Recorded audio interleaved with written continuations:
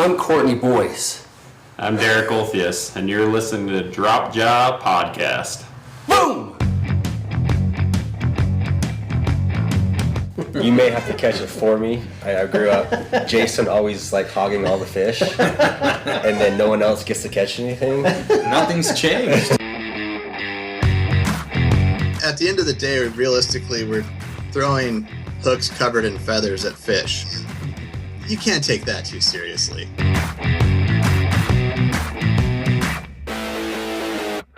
It wasn't a flat hike. It was definitely a steep drop, like a parachute would have been good. Stick 'em solid. Welcome to the Drop Jaw Flies podcast, your source for fly fishing talk, tips, and stories. In this episode, Jason and I visit with Matt Callies from Loon Outdoors. Matt pulls double duty as product developer and Western Regional Manager for Loon Outdoors. He gives us key insight into their efforts to deliver all environmentally safe products. He also gives us a heads up on a few new items being released this summer. If you enjoy our podcast, let us know. Please subscribe to us on iTunes, Stitcher, Podbean, and our YouTube channel. I am Chad Nelson along with my co-host Jason RV. Here is today's podcast. Matt, isn't that where you where you do your Loon Live right there? Yes, absolutely. Yeah, so my office is kind of set up weird on the other side of like computer and like tying stations.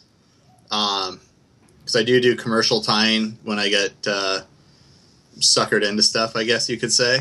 And then I built like almost like a Murphy bed desk that comes down from the wall in the other corner, just for live streams and video stuff. But with the amount of video that we're doing nowadays, it never seems to go away. Content is king, I guess you could say. Absolutely. So, For sure, man. Yeah, usually it's even darker than this, and like you just see my hands going, but that's all right. That's so cool. Yeah, it's kind of an interesting little zone. How long have you been working for Loon? I've been with them for 3 years now, as doing the product development stuff, and then they also gave me the whole West Coast to manage as the sales rep. So I do kind of double duty, 20 to 30,000 miles a year, and a lot of road time, a lot of rivers to fish, That sounds like such tough work, man. Yeah, it's like everybody's like, oh man, that's a lot of driving. I'm like, yeah, but you have to think about it that no fly shop is like, well, I can't say no fly shop, but most fly shops are incredibly close to a river. So there's a reason they're there. So after your meeting, there's always time to sneak out and, go adventure a little bit. It's kind of like the equivalent of the sales manager taking guys out to golf, right? Where, you get done with the appointment at the fly shop, you go in the back, do some work. Right. Exactly. It's pretty interesting. So, Matt, do you have a favorite region or favorite part of the West Coast that you just really look forward to visiting when you got to go visit those guys? It's kind of the amazing thing about the West Coast is that it's so diverse. I grew up in Southern California, so like when I go home, like my family still lives there, everything like that.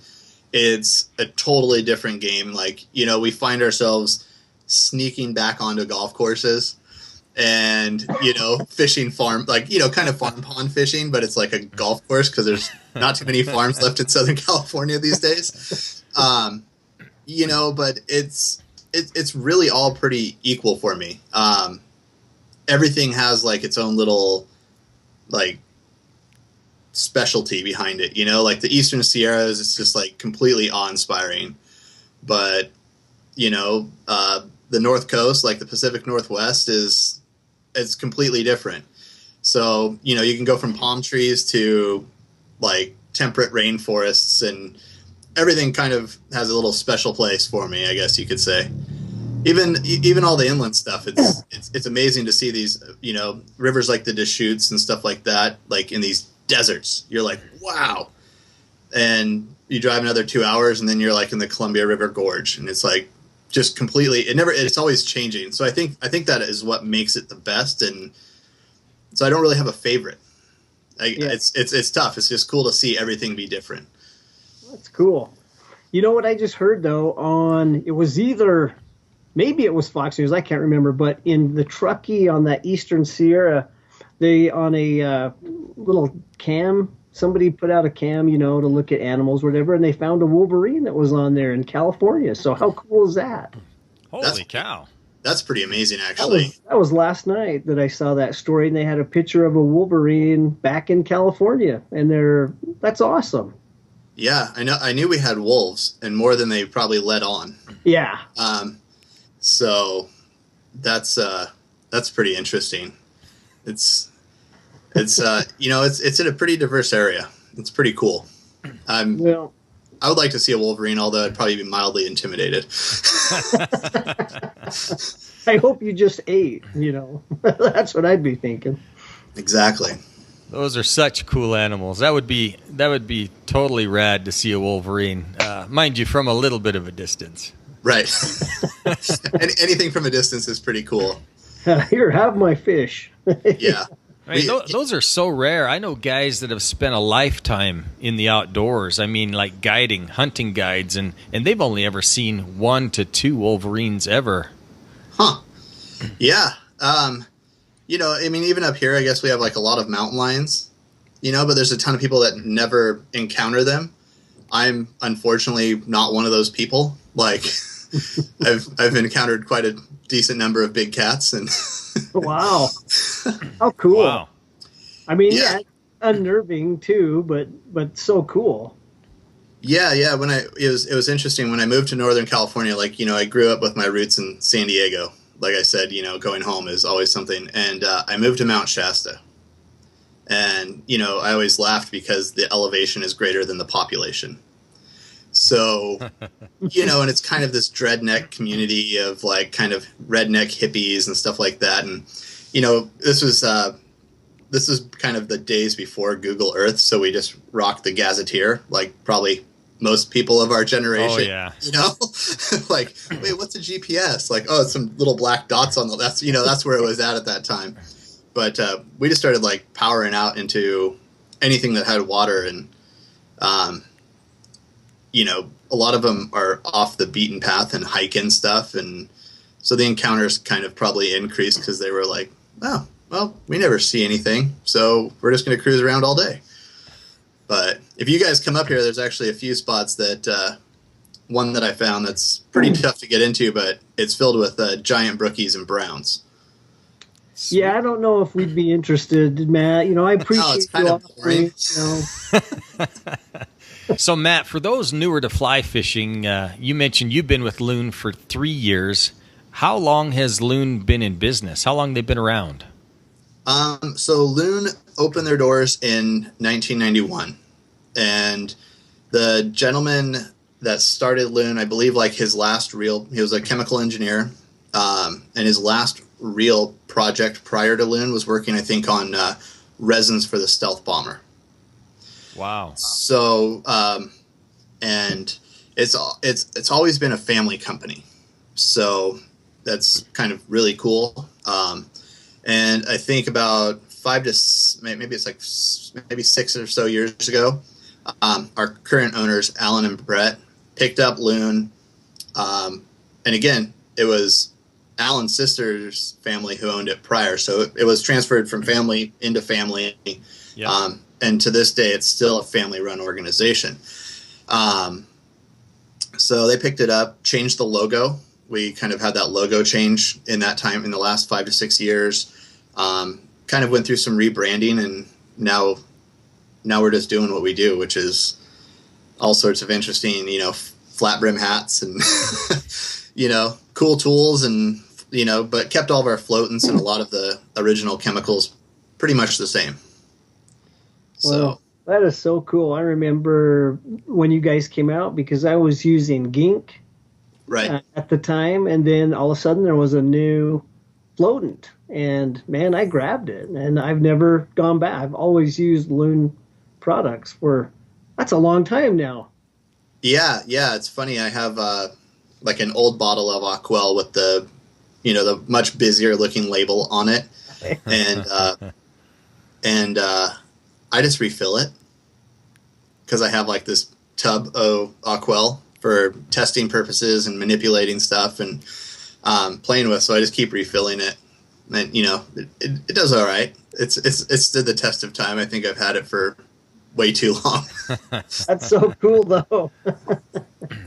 It's awesome. But yeah, so yeah, it's been around. It's been around quite a while. It's pretty impressive. I mean, it's going to be almost 20 years here soon. Or no, it has been almost 25. 25. Yeah, almost 30. Right? That's the next big hurdle. Yeah. So, but yeah, it's still amazing to me. Like, there's still guys that like swear by gink, and I'm like, all right, cool. Yeah, nothing against them. It was just like No. Loon was kind of more regionally close to my area, and so Right. thought I'd support them. That was a long time ago. Yeah, absolutely. I don't get caught up in all that. Like, you have to use X, Y, and Z to fish. It's like, I just want people to fish. Yeah. That's my whole thing. Like, everything that I do is to try to help people to get out and fish and have a good day. That's just it. That's fishing is just fun, right? It's just it should be fun. Right. I mean, at the end of the day, realistically, we're throwing hooks covered in feathers at fish. Yeah. And you can't take that too seriously in the grand scheme of things in life, So. No. And one thing that Loon does, which I appreciate, you guys are big on helping to protect the environment. Absolutely. Speak to that a little bit with your products, and you're throwing, like you said, you're throwing hooks covered in feathers into the water. You're putting floatant and sometimes other things on it. So talk about maybe the makeup of your floatant and other products. Well, and actually this is like my biggest struggle in life, to be totally honest with you, as a product designer. So everything that we make is environmentally friendly. It's typically, there's like MSDSs, which is like a material safety data sheet behind every single product that goes into Loon. And for any product on the planet, for that fact. So when we look at things, it's like awesome. It works great. You think you found a key that unlocks a door, and at the end of that, like I call it the honeymoon period with a new, chemical or whatever you're working with, you're like, I got to look at this MSDS. You're like, oh man, this is no bueno. Like, it's harmful to fish in very small quantities. And it really comes down to, parts per million and all these different things. Yeah. So everything that we do has to be completely friendly for the fish. And that's like, if you try to figure out something that makes a fly float that's friendly to fish, it'd be like, I always say, guys are like, well, what's in it? Well, here's our MSDS for this product. It's like, have fun getting them from another company, because I can tell you, like, it's weird too for me, because anything that's flammable is typically not environmentally friendly. Right. So like when I get a new product, say if I'm working on a new floatant or a new head cement or anything like that, like literally I just go, well, they say it's not flammable, and put a blowtorch on it, like to a bucket of it, like, let's see. And it's there for like 20 minutes and you're like getting bored and you're like, okay, I guess that's, this isn't flammable, because it comes into shipping requirements and all this different stuff. So yeah, it's one of my personally biggest hurdles, and, but it's then on the same token, it's awesome when we find something that's a completely organic compound that works amazing. I think it took me 1.5 years to figure out. We just came out with last year was pigments for our resin that you can cure through. Mm-hmm. So we have 9 solid colors, 3 have flash, tungsten, and phosphorescent now. Oh, and they're all environmentally friendly. So cool. that is so cool. When it doesn't say on your main ingredient crude oil, that's a good step, right there. I mean, right. Yeah, things that are non-petroleum based, and it goes pretty deep with that, because you have to think about, all the stuff that goes into finding those fossil fuels, stuff like that, as part of your impact into the environment. So it's pretty interesting to think of it in like the really big, huge, grand scheme of things. Like, Well, when you throw a blowtorch on them, if they are oil-based, you'll know pretty quickly. right. Where'd my hopper go? What? Where'd my eyebrows go? Yeah, exactly. Well, and that's like our main thing too, is to create a product that's environmentally friendly but doesn't suffer.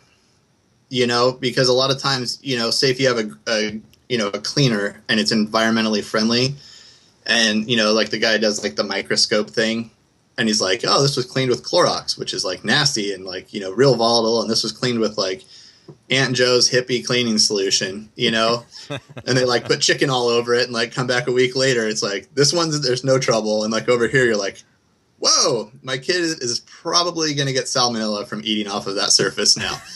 So, there's that fine balance, but like we really shoot, and we don't put anything out if it doesn't meet that full criterion, that it's like kick butt, but also Aunt Joe would totally be down with using it, kind of a thing as a scenario.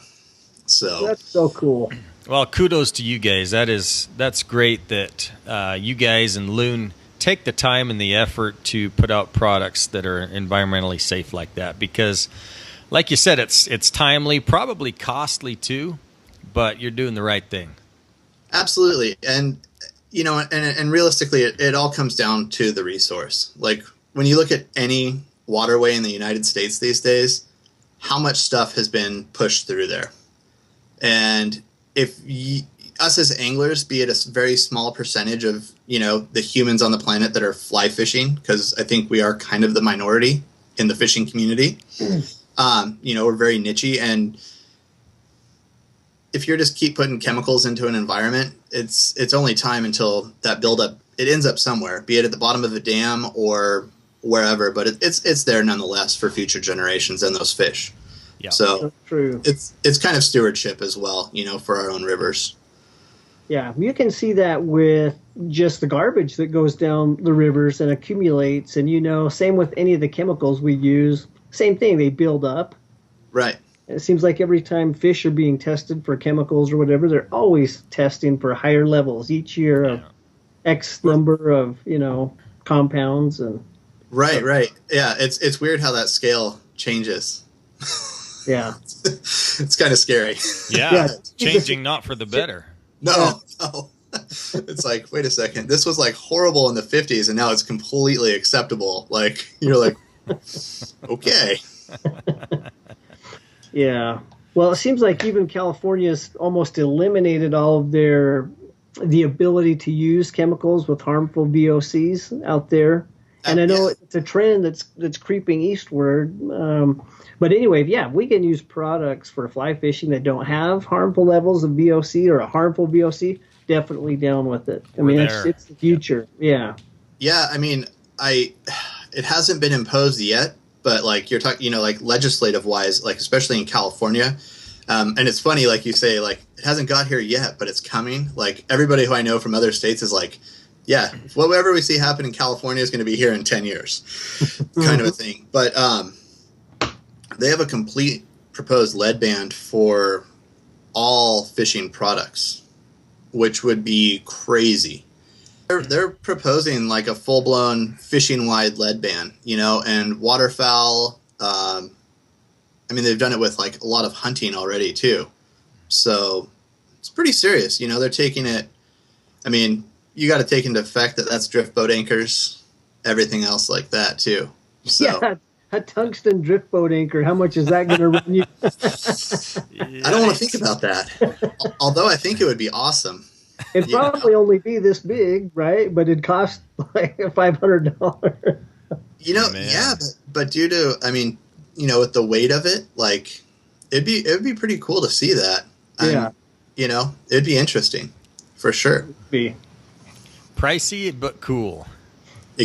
Well, it's like, most things that are really cool kind of tend to be pricey, though, in the grand scheme of things. I'd say. Yeah. Matt, you got to tell us how you got involved in fly fishing. So for me, fly fishing, I'd been fishing since I was 5, and we have like this, I call it like our heirloom family house up in Washington. And my grandfather was a Seattle City fireman, and, on the side did construction, tons of other jobs. They had this huge family. So he built these cabins, and I call it kind of joint construction because anything that he found went into these cabins, leftover materials. So we're sitting there at this family cabin that has been in our family for 45, 50 years, and my uncle always talked about fishing in Kamloops with the motorboat caddis hatch, all this stuff. And the next thing I know, we were at like a thrift shop and buying this super mutilated old glass rod.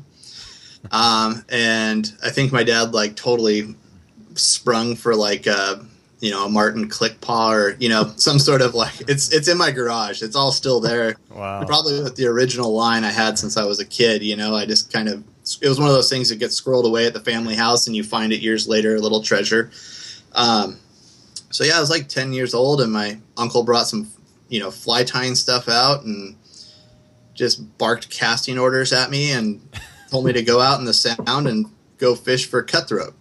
And I think I probably, like my first year, I probably hooked up with like 2. Obviously more plentiful at that point, but ever since that point, we kind of traveled with my group of friends. We're all like-minded fishing individuals. We had like this bass posse, and like we'd go do bass fishing everywhere together. And then we're like, hey, let's go backpacking in the Sierras or, in Big Bear and find trout. And so it's been, hate to say it, like 27 years almost, 26 years of fly fishing. Awesome. But getting into the industry, it kind of, it was kind of odd. I don't know. I was just sort of homeless. Now, mind you, when I say I'm homeless, it was because I was wanting to be homeless. I did have a professional career. I've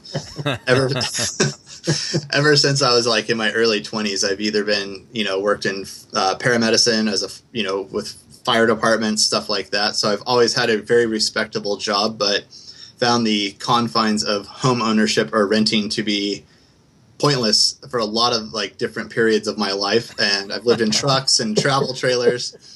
So, but when I moved to Northern California, I fly fished a lot. And, the river kind of, having grown up surfing, became like this like dynamic water thing that I found soothing. It was like a meditative place for me. Like it is for everybody. You go out fishing, you forget about stuff. You're not sitting there like, I gotta take the trash out the whole time. You're like, oh, cool. What's going to be here? Is there a fish there? So one of our local fly shops here kind of pushed me into doing things and opened doors for me. And, I got signed up as a contract tyer and started guiding and then opened a rep firm, and then all while still having this professional career. And then about 2 years ago, I just kind of left all of that behind to work full-time for Loon. And now I sit in my office at home and scheme on things to design for fly fishermen. Nice. So, like a direct answer, it was like these series of roundabout weird snaking events that I people are like, man, how do you get into a job like that? And it's like, I don't know. Just kind of materialized through these weird series of steps, and that's how I got here. So Awesome. That's so cool. Definitely cool. yeah, it's if you asked me like 4 years ago if I'd be doing like 3D CAD engineering and chemical engineering, I'd been like, you're crazy. But now we're here. So And you own a home. yeah, the wife kind of she would marry me while I was homeless, but they don't want to live in a truck. I don't. Yeah, what's up with that? I don't know. The tip, baby. They just don't like that. Yeah, all the tiny house stuff and everything like that. I was like, I don't want to say I was like ahead of the movement, but I was like, man, this $2,000 travel trailer is like totally awesome. Like it's warm and dry, and I have a shower. Like it's totally a tiny house. Like and I think I had like $200 a month in rent, including utilities. Yeah. And I was like, half mile from the upper Sac, so the upper Sacramento River. So I got to fish like every day. So it was good times. Oh yeah. Men are usually simple creatures, and it's usually when we find a good woman, we're like, okay, we need to figure things out here. I have a good buddy that lived in a tree house for 6 years after he was married, and didn't move out until after he had kid number 2. I'm pretty jealous of that.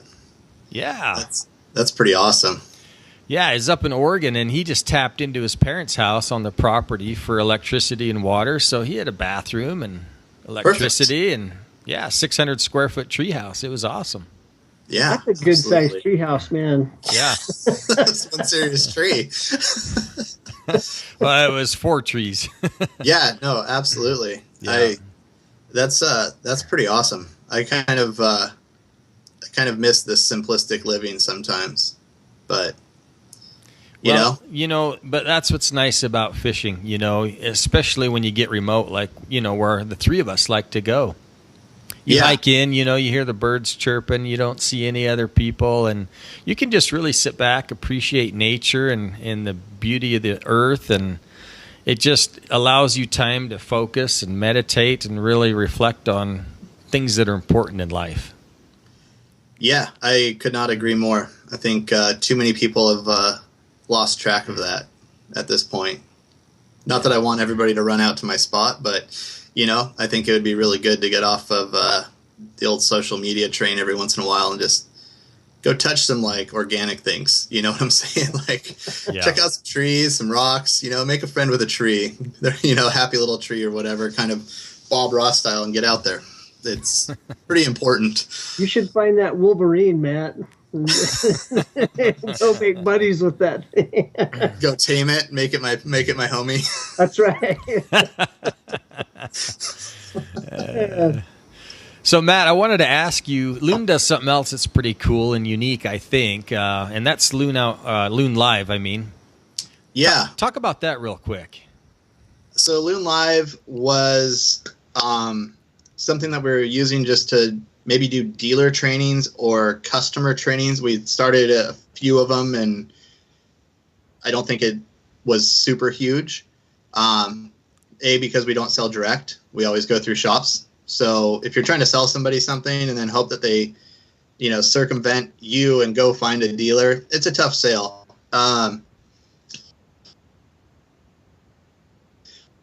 So the webcam, and I'm like, hey, I'm going to tie a fly on this.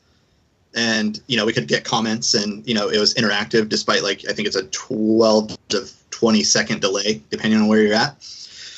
So we did a launch with friends, kind of just to do a few work throughs and learn how it might work out.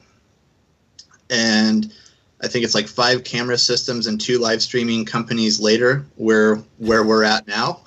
Wow. So I think we're just about to finish we're deep into our second year. But it's really cool. It's, some guys pick on me on it, and it's fine. I don't mind it. They like to heckle me, I guess you would say, but it's all very jestful. You mean, okay. So it's not critical. It's not seriously critical type of criticism. It's just fun. Yeah. So most of it actually becomes slander directed towards me. And something I've messed up on. And some of the guys are super well-renowned tyers, and it's not it's become this cool community where we're averaging, say, 700 to 1,000 live viewers, 22 countries. So I think. Cool. And how often do you do this? Is it weekly? So I do it twice a month on the first and third Thursday of every month. Okay. And, initially it was I just like tying flies. I am a fly tying junkie. It is if I'm on the phone doing shop calls, I have a headset on, sitting there yeah, okay, cool, great. Everything's going well. I'm tying steelhead flies. I'm tying streamers. I'm tying something, because I have to be doing multi things. So we kind of, the whole development was not to sell people like, buy this now, like that wasn't our premise behind it. It was a sense of community and to help people learn how to use stuff, because I don't, like I said, I'm not the guy who says you have to use my product, you have to use this. We want you to have a better time fly fishing and tie better flies or learn and grow and advance, because it's just our nature, and but the coolest thing is that the community has now grown, that I see guys that are like chiming in and asking questions, and they're like both from like, say, Utah as a great example. So you and Chad had never met each other before, but you guys are kind of going at it and having fun on the chat side of things. And I'm trying to keep up because it's next to impossible. And half the people like, forget that there could be a 12 or 14-year-old kid who's watching this, who's very impressionable. So sometimes there's some adult comments, and with our new stream program, it's actually kind of cool because I can like shrink that comment, like get rid of it and get it off the stream. Like if I feel that it's inappropriate. But I've seen guys actually like, oh, hey, wait, we're both from Utah. Like, oh, wait, I'm from, we're like 6 miles away from each other and we've never met. So you guys have like already found that you have this like fly tying common interest. You're both fly fishermen. And now those guys are on there going, man, that was a great, dude, we just had a great trip, and they're typing in and they're fishing buddies now. That's cool. So, it's kind of like social media, how everybody connects through various pathways, the 6 degrees of separation. But, it's kind of cool to be the facilitator for that activity that they're getting to do together now. Except for the fact that now they both join forces against me and heckle even harder. That's right, You just open yourself up for, all kinds of things when... Yeah. That's cool, though. I really enjoyed that program you did for us. Or not for us, but you highlighted a couple of our products. That was really cool. Yeah. Absolutely. Yeah. Guys were super excited about that. And it's really interesting to watch viewer numbers. Like, and it really puts into perspective what we need to focus on more. And not even as a brand, but just like as this community, because no offense, like I love tying like triple articulated, ridiculous, stuff. But What? Who would do that? right. And I've been trying to find balances to where there's something for everybody with each show. So like last week I tied like this huge mouse pattern, which is super fun. And, I've tested it on some bass and it's been well received, let's say. But at the same time, I want to throw in like a nymph or a more basic fly. So this fall, like when we come into, we call it tying season. It's when most dudes don't want to go out and stand in a freezing river, like swinging a fly, looking for that steelhead that may or may not be there. The steelhead are things you're kind of nuts and you're kind of off in your own world even further. But so we're going to do a full month, and we'll probably do it like every week, where it's like an intro to fly tying on Loon Live, just to try to get more people into the hobby, I guess you will. So yeah. I don't know. It'll be interesting. That's really cool, Matt. So you've been tying for a long time, but in the fly fishing world, where it's not monetized like golf or even bowling, something like that. So when you're a little kid and you can't turn on a TV and have a fly fishing or a fly tying hero, you just have to discover those. So when you were young and impressionable and you were discovering you loved the sport, who was it? Who was your fly tying inspiration or your hero? Oh, man. Honestly, it was really my uncle. Like, he would bring me patterns and, like, kind of push me through things. And, like, it's kind of dating myself, but, like, remember the blue boxed fly tying kit with, like, the super crude drawings in there? I do. That was like my manual, And, I hate to say it. I think I even went to, like, the library. Like, look things up in, like, encyclopedias and like that kind of stuff. So, I didn't really have like a role model per se, like for, fly tying. Cause like the fly tying was like when I was younger, I was a total bass junkie. So like most of my fishing role models were guys, like Orlando Wilson and like Bill Dance, just like Roland Martin. I remember my first iCast show that I went to when it got combined. I'm like, of course I go over the conventional side because I can't not, it's such a major event. And I'm like in this booth and this dude's like, tap, tap, tap. Hey, do you have any questions? And like, I like the voice recognition kicked in and I turned around and it was like Roland Martin in a booth. Like, yeah. So it was kind of cool, like to meet those guys. But, for fly tying, it was kind of like some crude drawings and like, magazines and stuff that I'd get randomly. Like, I could try to recreate that. But I was never good at really recreating patterns. It was always like I wanted to always manipulate, which is probably why I ended up with like 4 closets filled with fly tying materials. Who would somebody that you like to follow these days? Who's some of the tyers that you really admire their work?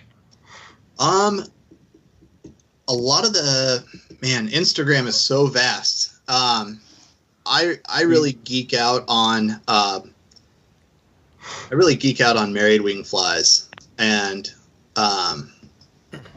there's a guy, he goes by Whiskey Gin, and he's ties everything still in hand, and you look at his patterns and they're just beautiful. Like Wolf used to hold the hook in his hand and then absolutely. Wow. So I mean, obviously, I'm using using like modern techniques and stuff like that, but I don't know, for me, any of the like a lot of the traditional steelhead, low water steelhead tying type patterns, like anything like that, I just geek out on that. Gotcha. Yeah, stuff where you're like maybe taking $20 a wrap on some feathers. They're like, yeah, this is like totally like they're only bred in captivity now, and like the zookeeper like will take the molted feathers and like donate them, and you can get them through this avenue or whatever it might be. That's the kind of stuff I really, I love all the super fun stuff and the articulated stuff, and like the fly fish food guys, Cheech and Curtis, Bug Wild, Ebbs Force One, like all these like kind of like cool tyers and that do amazing patterns and stuff like that. But for some reason, for me, it's like, and maybe it's because I love fishing the two-handed rod and swinging flies. Like for me, I always go back to like, I just want something with like so sparse and like low, and they remind me of cars. So like like a supercar, like they just look fancy. So I don't know, like when I sit down to tie for myself, I'm typically tying steelhead flies. Gotcha. Yes, and I don't know, I dye all that stuff up myself and batch dye all my feathers and I get a little into it. That's awesome. So fun. So Matt, I wanted to ask you, back to Loon, your products, your tools, everything that Loon has to offer. Any new exciting products coming out that you can mention? So we have and we're like a few days, I think we're like 5 days out from the official launch, but the carabiner forcep we feel is going to be pretty huge. And we've done some collaborative work, I can put it that way, with Fly Fish Food, actually, because they are ambassadors for us and good friends. Yep. So there's some new dubbing tools that are coming out, and but I mean, I'm really excited about everything. We set out this year to turn out 3 new products is like our big goal, because we don't want to dilute what we're doing, and we ended up overhauling half the brand, and then adding this huge fly tying section. So But the carabiner forcep, I think, is going to be really massive. Like, I'm actually going to Ashland on Wednesday morning to like pick up a pile of them.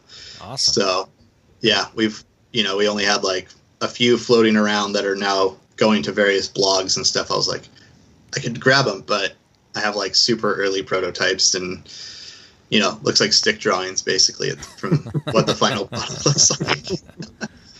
But yeah, we didn't really do any chemical this year, which I think will surprise people because we have all these new forceps and all this different stuff. But Awesome. yeah, so it's not really. I'd love to say that it's revolutionary. I think a few of the products really are. We have. Well, I think I have something. If I can go grab it, just take a second. Yeah, go grab it. You can stare at the Sasquatch. He'll look at you. I'm scared. Is that a real Yeti? Yeah, supposedly there's a lot of those up in northern Cali. That's right. Now, You gotta be careful. You have to believe. You have to believe. So we came out with this guy, and this is coming out this year. So it's a dubbing spinner. Cool. And typically it was like the hex head with the little like spinning portion, but we put a ring in there. I wanted to call it the ring pop, but due to like copyright infringements and other stuff like that, That's what it looks like. Right, exactly. That looks like some high grade paraphernalia right there, Matt. With the little clip.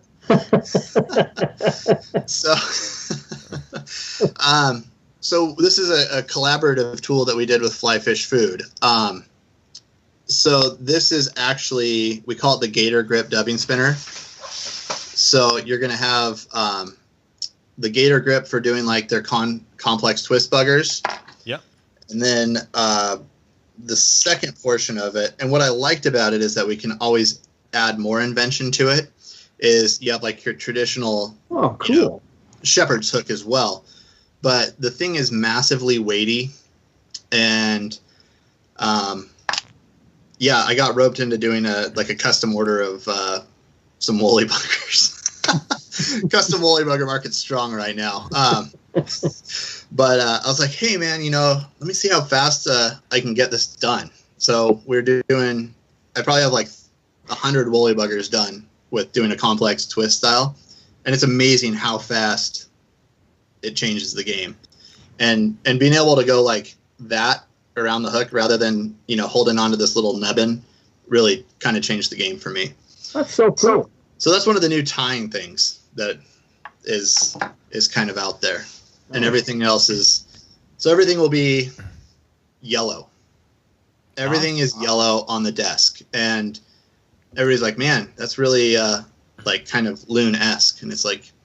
Yeah, but yellow's a weird color. When you put it on the desk, it actually stands out really well. So Yeah. you don't lose your tools, as much, I guess you would say. Because if you guys saw my desk, you'd probably be mortified. It's easy to lose tools on the desk. They just end up under everything, and yeah, yellow's a good color. That's cool. Yeah. So Matt, for those just listening to the audio version of this podcast, when will that be? When can they see a picture of that tool? When will it be up on your website? It should be coming out like right in August, right about the August, like somewhere in August. Like August 2nd is our big forcep release date. So I'm going to go up and I don't know. I think of all this stuff as like my baby. So like anytime things come in, like I will QC personally everything, because we might get 1,000 pieces in, but I'd rather take an evening of watching a show and test everything, and then have anybody get it and say this didn't work right. Because all it could take in shipping is like that to bend a little bit, and like as things are getting jostled. We've all got the UPS box or the Postal Service box that it was rectangular, but now it's like this weird geodesic dome shape or something, like it's just smashed beyond belief. So yeah, I'm going to go up and QC everything and get them all ready to make sure everything works. It's kind of makes me feel better about our unconditional guarantee, I guess. So Nice. Wow, so cool of you. So for, again, guys newer to fishing, tell us where we can find your products. You don't sell direct, you said. Right. So if people do end up on our website, we do have like a dealer locator. So and not to sound, arrogant by any means, but I think we're in like almost every fly shop in some capacity. And the avenues for the fly shops to get our products it's many, like through distribution channels or direct. But our online will just direct them. Actually, when you go click it, buy it now, it'll direct you to a list of like dealers that'll actually have the product that they're looking for. We just, I'm sure it's as easy as flipping a switch, but it's probably smarter to direct those people to brick and mortars and places where they can get more information than just buying a product, Yeah. Yeah. I've never been in a fly shop and not seen your products there, So you guys are spread out far. Yeah. It's international now. So we have guys in the UK distributing for us, and so it's pretty cool. It's crazy to like. There's the Canal TV. It's KANAL. They're like Northern European guys that are pike fishermen, and they all look like metalheads. Like like the Scandinavian death metal. Yeah. Like they're just totally like. You just took Metallica during their heyday and put them behind a vise, and like that's the kind of vibe you get from these dudes. But they're all throwing like these. Yeah, exactly. That's Jason's brethren right there. Man, yeah. So I'm gonna start growing it out again, Chad. So it's cool to see, like, you can tune into those guys, and it's cool to see them using our product and just seeing how far it's been reaching and that they're stoked off of it and what. So it's kind of everywhere. Not to say like a specific shop where you can get that, because I don't think that's ever fair. Because there's a local shop that would have it. You don't want to send somebody to something on, in a different like online venue or something. Yeah. But most shops can get it if they don't already have it. That's awesome. Cool. Well, you guys make awesome products, so we appreciate you guys putting them out there for everybody that likes to fish. Thanks. I appreciate it. Awesome. Well, Matt, we really appreciate you taking the time to visit with us today. Absolutely. I appreciate you guys having me on. Hopefully I answered everything appropriately and nicely. Awesome. You were good. There's no editing necessary. No, it was awesome. Good info for our listeners. So, all right, guys, thanks for listening to today's episode of the Drop Jaw Flies podcast. Stay safe on all of your fishing adventures, and as always, stick 'em solid. All right, friends, thanks for listening to the Drop Jaw Flies podcast. We'd love to hear your feedback. You can find us on Instagram, Facebook, or our website, www.dropjawflies.com. Please subscribe to us on iTunes, Stitcher, Podbean, or our YouTube channel. Now get out there and hook a big one and stick 'em solid.